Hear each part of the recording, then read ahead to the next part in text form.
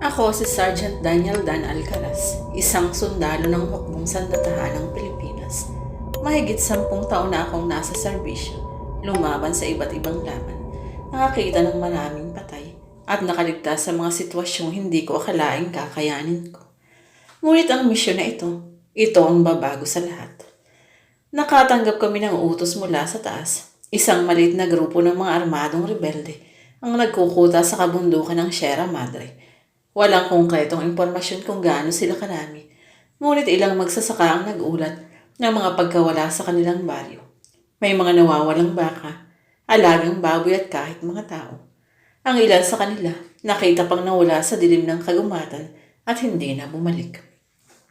Sir, ang sabi ng ilang matatanda, may mga maligno raw sa lugar na ito. Biro ni Reyes, ang pinakabata sa aming SWAT, habang naglalakad kami sa kanwa na damuhan. Kung may maligno man, mas takot sila sa bala natin.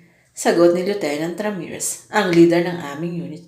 Basta sundin ang protocol, walang maiiwan, walang gagawa ng sarili nilang diskarte. Hindi ako naniniwala sa kwentong engkanto. Lahat ng bagay ay may lohikal na paliwanag. Pero habang papalalim kami sa kagubatan, may bumabalot na kakaibang pakiramdam sa akin. Isang pakiramdam na tila may nagmamasid sa amin mula sa dilim. Nang sumapit ang gabi, nagkampo kami malapit sa isang maliit na sapa. Tahimik ang paligid, maliban sa mga kuliglig at huni ng ibon. Naka-assign ako sa unang shift ng pagbabantay, kasama si Corporal Mendoza. Tahimik lang kaming dalawa, pero ramdam ko ang tensyon sa hangin. Nasa kalagitnaan ako ng pag-inom ng tubig nang biglang isang anino ang dumaan sa gilid ng paningin ko. Mabilis na parang hangin. Mendoza, nakita mo yun? Bulong ko. Wala akong nakita, Sarge, pero parang may gumagalaw sa mga puno. Hinugot ko ang aking rifle at dahan-dahang itinutok sa direksyon ng tunog. Isang hingay ng mga dahon ang sumunod, tapos katahimikan. Parang may kung anong nagmamatsyag sa amin mula sa itim na anino ng kagubatan. Ah! Ang sigaw na nagmula sa kabilang bahagi ng kampo. Agad kaming sumugod pabalik. Duguan si Salazar. Hawak-hawak ang kanyang leeg na may malalalim na sugat na parang kinagat ng isang malaking hayop. Sa paligid niya, may marka ng kalmot sa lupa at bakas ng dugo na papunta sa kakahuy. Enemy attack, defensive position, sigaw ni Lieutenant Ramirez. Nagpanting ang tenga ko nang marinig ko ang tunog ng isang bagay na gumagapang sa ibabaw ng mga sanga. Nasa itaas ko ang isang aking ilaw. Napatras ako sa nakita ko. Mata, pula, nagnininga sa dilim at hindi lang isa. Hindi ko alam kung ano ang nangyari, pero nang bumalik ang ulirat ko, nasa likod na ako ng isang puno. Hingal ng hingal at duguan ang braso ko. Ramirez, Mendoza. Tawag ko pero wala akong sagot. May natatanaw akong gumagalaw. Sa harapan, unti-unting lumalabas mula sa anino ang isang lalaki.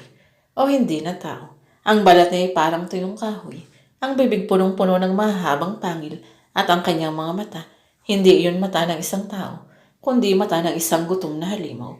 Aswang, bulong ko. Nanigas ako sa kinatatayuan ko. Hindi maaari.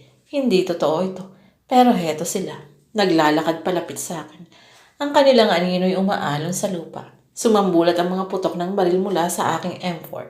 Tinatamaan ko ang ilan sa kanila, pero hindi sila bumabagsak. Para silang hindi tinatabdil ang bala. Lalo lang silang bumibilis. Lumalakas ang mga ungol at isa-isang lumulundag palapit. Shit! Napadapa ako at agad kinapkapan ang vest ko. Grenade. Hinila ko ang safety pin at inihagis ito sa gitna ng mga nilalang. Boom! Naglaho ang aliw kabuk ang ilan, pero ang iba, buo pa rin. Tumatakbo ako papunta sa sapa. Humihingal. Ang tubig, sabi na ng matatanda. Takot ang aswang sa tubig dagat. Pero ito ay tubig tabag lamang. Biglang may dumampot sa akin mula sa likuran. Ah! Napakapit ako sa lupa habang hinihila ako ng malamig at matigas na kamay. Sa desperasyon, hinugot ko ang aking combat knife at isinaksak sa balikat ng aswang. Sumigaw ito sa sakit at napabitaw. Sapat na para ako'y makatakas. Tumakbo ako. Hinahanap ang natitirang mga kasama ko. Ngunit nang makita ko ang kampo, nagkalat ang mga katawan. Putol-putol, nangingintab sa dugo. At sa gitna ng massacre, nakatayo ang pinuno nila. Nakauno pero mapasiya ng lumang sundalo. Tila isa siyang dating kasamahan na bumaliktad. Ang kanyang balat ay puting-puti. Ang kanyang matay kulay dugo. Nakatitig siya sa akin, ang kanyang bibig nakangiti. Ipinapakita ang mahaba niyang pangil. Ikaw na lang pala ang natitira, wika niya. Napanganga ako. Kilala ko siya. Colonel Vergara. Isang opisyal na nawala sa misyon 5 taon na ang nakalipas. May nagsabi na namatay siya sa isang bakbakan sa bundok. Pero heto siya. Buhay, ngunit hindi na tao. Ito ang kapalaran ng bawat sundalong nakarating sa Sierra Madre Ania. Sumali ka sa amin, Dan.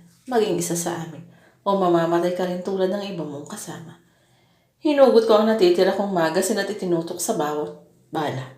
Ngunit ngumiti lamang siya. Sayang ka na.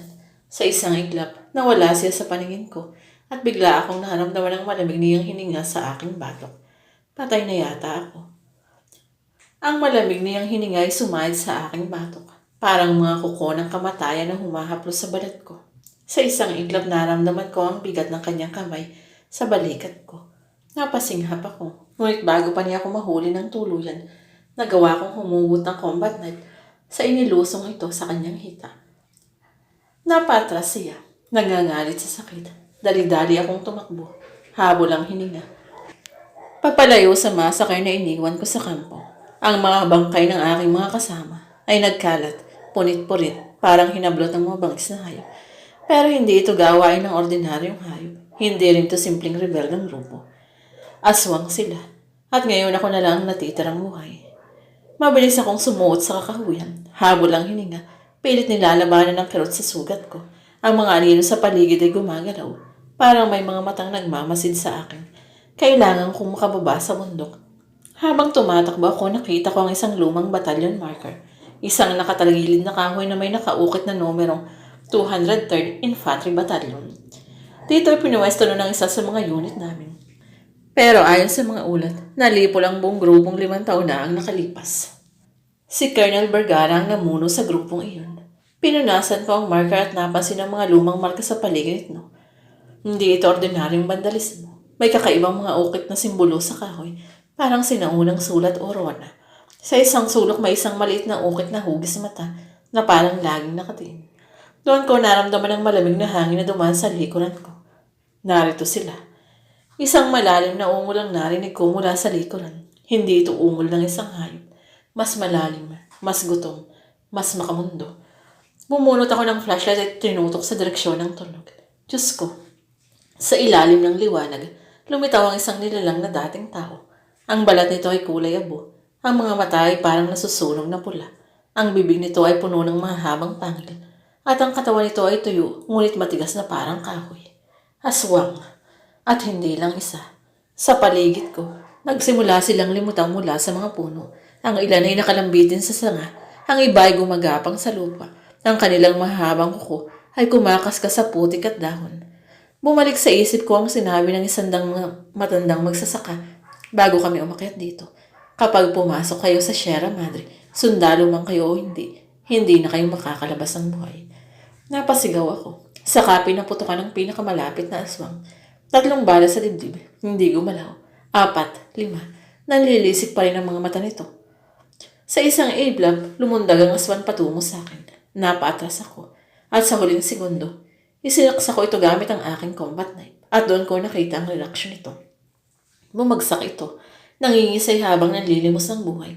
Nang tingnan ko ang hawakan ng kutsilyo, napansin kong may nakaukit na mga sinaunang baybayin na letras sa talim. Hindi ito ordinaryong kutsilyo. Ito ang combat knife ng yumaong si Corporal Mendoza. Napagtanto ko kung bakit natakot ang aswang. Ang talim ng kutsilyo ay gawa sa balasik na bakal. Isang bihirang metal na ayon sa matatanda, naglalaman ng lihim na kapangyarihan laban sa mga nilalang ng dilim. Napangiti ako. May laban tayo. Ginamit ko ang kutsilyo sa bawat aswang na lumapit. Ang ilan ay agad bumagsak, nagkikisay sa lupa. Ang iba'y lumalaban, pero alam kong may epekto ang talim sa kanila. Pero isang bagay hindi ko napansin, si Colonel Vergara. Sa likod ko, bigla akong naramdaman ng isang matalim na kuko na sumugat sa likod ko. Napasigaw ako sa sakit at napaluhod. Tapos ka na, Alcaraz, wika niya, habang nakatayo sa harapan ko. Ang anyo niya ay tuluyang naging hari ng mga aswang. Tanggapin mo ang kapalaran mo. Maging isa ka sa amin. Napatingin ako sa kanya, humihingal habang mahigpit ko na hawak ang kusilyo. Tangina mo, sagot ko. Huling bala, huling saksak, diretso sa puso niya. Sumabo ang malakas na liwanag mula sa katawan niya at narinig ko ang huling sigaw ng halimaw bago ito naging abo. Ang iba pang aswang ay napalhod, naghihingalo. Tila pagbagsak ng kanilang pinuno ay siyang naging hudyat ng kanilang kamatayan. Humiga ako sa lupa, hinintay ko kung anong susunod. Dilim, katahimikan, nakaligtas ba ako? Nagising ako sa ospital, ang katawan ko puno ng benda. Ayon sa ulat, natagpuan ako ng isang pangkat ng Scout Rangers kinabukasan, malapit sa sapa. Ako lang ang natirang buhay, ang buong kampo namin, wala nang natira. Wala silang nahanap na bangkay ng mga rebeldeng sinaboy mong inatake natin. Sabi ng isang major habang tinatanong ako sa infirmary. Wala silang mahanap, sagot ko, habang hawak ang lumang combat knife na puno ng ukit. Dahil alam ko ang totoo, hindi ito ordinaryong rebeldeng grupo. Hindi ito simpleng misyon. Laban ito ng tao, laban sa halimaw. At ngayon alam kong bakit.